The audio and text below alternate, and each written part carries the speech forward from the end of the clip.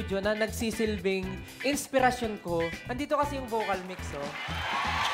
Wow! Last season sila yung nag-champion, tama ba? Ganun ba? Hello mga kapuso! We are Vocal Mix!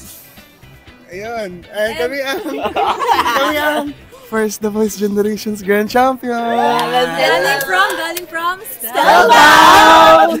Nung nakabalik po kami rito, actually hindi po namin expect na makabalik po kami rito. Makabalik kami dito. Mixed emotion po kami and also yun, we're happy and at the same time po parang yung mga nangyari po last year, parang bumalik po sa amin. Mga pangyayari. Parang nag-live audition lang tayo pala. Yeah. Parang nag-live audition. Remember niyo ba yung kanta natin? It feels so nostalgic to see the stage once again.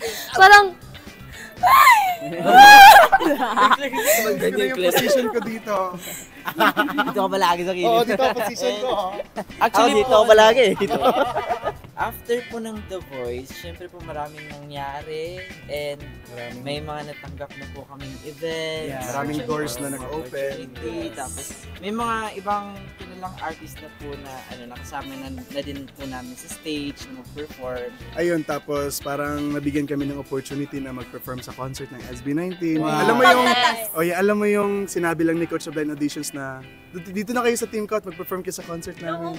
Ayun, parang kasarap lang sa feeling na natupad siya. Hindi po talaga kami nagkamali na piliin si Coach Ten. Kaya nandito kami, sumusuporta sa kanya. Spellbound.